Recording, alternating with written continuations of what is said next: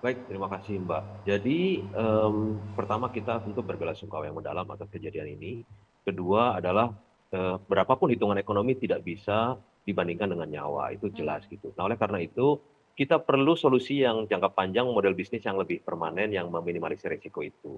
Gimana caranya? Kita coba lihat ya, sebetulnya kalau industri sepak bola, kita lihat ujung akhir dari produknya itu ada dua kan, tontonan stadion dan tontonan layar kaca, baik yang TV, konvensional maupun saluran digital gitu, Mbak ya. Mhm. Nah, sebelum pandemi itu sebetulnya perputaran uang yang ada di layar kaca itu lebih besar daripada di stadion. Kalau di stadion itu catatan kami dari tiket, dari transportasi datang dan pulang ke stadion, kemudian makan minum dan merchandise itu 650 miliar. Kemudian, tapi di layar kaca, di televisi dan saluran digital itu iklan kompetisi, iklan televisi, dan sponsor klub itu 720 miliar lebih. Sebetulnya sebelum pandemi pun perputaran uang di layar kaca itu lebih besar. Apalagi selama pandemi terbukti kompetisi bisa jalan, kenapa? Karena siarannya tetap bagus ratingnya. Dan apalagi selama pandemi ini orang semakin terbiasa melihat layar kaca, melihat gadgetnya masing-masing. Sehingga dan pasti penonton yang ada di stadion tidak sebanyak fans yang ada di luar stadion yang di rumah masing-masing kan gitu. Mhm. Jadi sebetulnya perputaran uang lebih besar di layar kaca dan saluran digital. Sayangnya itu tidak tercermin pada pendapatan klub. Pendapatan klubnya saya nanti tolong dikoreksi Pak Gede ya, itu lebih banyak memang dari aktivitas stadion. Nah, sehingga ada tekanan untuk mendapatkan pemasukan sebesar-besarnya kesempatan emas ketika ada big match gitu. Padahal kalau misalnya ada lebih transparansi dalam hal pembagian hak siar gitu ya.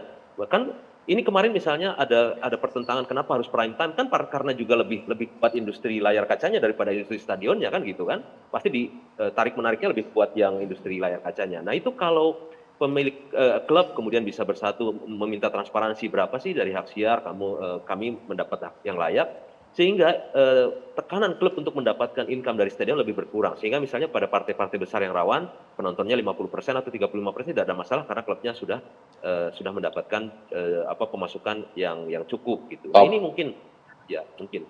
Kemudian saya nanti dikoreksi Pak Gede ya. Misalnya gini, top. sekarang kontribusi dari penyelenggara liga itu misalnya hanya 20% dari kebutuhan tahunan klub gitu Pak ya. Misalnya butuhnya 25 miliar, dapatnya 5 miliar. Berarti 20 miliar kan pontang-panting ini klub mencari gitu. Akhirnya ya pertandingan stadion menjadi yang penting. Padahal kalau dibuka fair-fairan gitu berapa income dari hak siar, dari iklan TV dan segala macam, klub dibagi layak, nanti pertandingan besar bisa sepertiga atau setengah penontonnya hanya untuk menjaga vibe, klubnya bisa survive. Mungkin itu pembukaan diskusi malam ini. Top, Tolong dikoreksi top, kalau saya Iya, salah. Pak Gede silakan. top. Gini ya, eh, saya kan pernah pegang Liga 1 ya. Pendapatan saya pernah mendapatkan satu pertandingan itu hampir di atas 5 M. Satu pertandingan di atas 5 M. Jadi komposisi dari pembiayaan tim itu dibagi 4 nih. Satu subsidi, dua sponsor, tiga dari tiket, 4 dari owner. Jadi kalau klubnya seperti Persibaya, Persija, Persib Bandung, Arema, mungkin komponen biaya yang paling besar adalah yang diterima dari subsidi dari dari PT Liga, lalu dapat dari sponsor, dapat dari tiket. Owner mungkin tidak akan membakar uang di situ. Tapi untuk klub-klub yang ratingnya di bawah itu, mungkin komponen keempat tadi di luar subsidi, sponsor, sama tiket, owner masih berdarah-darah untuk membiayai. Itu dalam keadaan normal. Tapi kalau tadi dikatakan teman-teman di awal, apabila kompetisi di Indonesia ini dikelola dengan bagus, pertunjukan ini akan lebih bagus, akan lebih menarik, akan lebih aman. Kenapa saya katakan seperti itu? Apabila sebuah event besar dibiayai dengan biaya yang maksimal, yang cukup, maka akan menghasilkan sebuah pertunjukan yang bagus. Tapi kalau sebuah event besar tapi biayanya mepet ala kadarnya, maka potensi atau hasil yang diharapkan tidak akan maksimal. Semuanya, segi keamanan juga. Bagaimana sebuah klub bisa memberikan rasa nyaman kepada penonton dan pemain apabila dia harus membakar uang pribadi. Beda dengan klub-klub yang besar.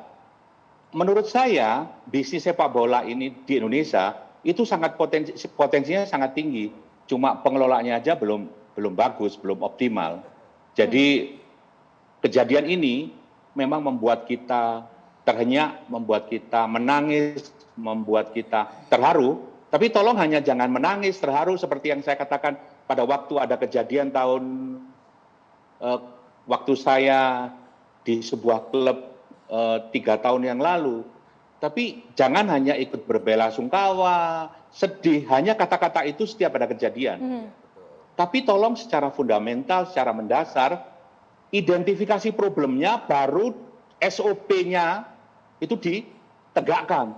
Jadi jangan, dulu waktu kami hanya 1, tapi diangkat sampai level tinggi. Ini 129 nyawa. Ini kalau perlu menurut saya, jangan kompetisi dilanjutkan terlebih dahulu tanpa diidentifikasi problemnya. Baru dicarikan solusinya. Penonton pasti pengen nonton, tapi kalau tahu korban 129, siapa yang mau menanggung risikonya? Coba, sampai saat ini aja belum diketahui siapa yang bertanggung jawab. Sedangkan korbannya sudah ada. Yang bertanggung jawab aja sudah ada. Makanya kalau bagi kami di klub, pengorbanan kami hanya berhenti 2 minggu, berhenti 1 bulan, berhenti 3 bulan untuk membayar seluruh kewajiban kepada pihak ketiga. Itu kecil dibanding pengorbanan yang sudah dilakukan oleh penonton. Sangat kecil. Untuk itu, untuk menjamin kelangsungan kompetisi seperti yang dikatakan teman sebelumnya, untuk menjamin kelangsungan kompetisi agar berjalan dengan stabil, dengan kepastian hukum yang pasti, di samping taat pada statuta dan regulasi local wisdom, ketentuan hukum Indonesia, hukum positif Indonesia, itu harus diselesaikan secara tuntas, baru digulirkan kembali, jangan setengah-setengah lagi. Korban lagi, korban lagi, korban lagi. Nyawa manusia ini. Apa kemudian tantangannya ini yang bisa dijadikan masukan dalam penyusunan aturan teknis yang tadi undang-undangnya sudah disepakati dan disahkan oleh DPR? Sesaat lagi kita akan lanjutkan, tetap bersama kami.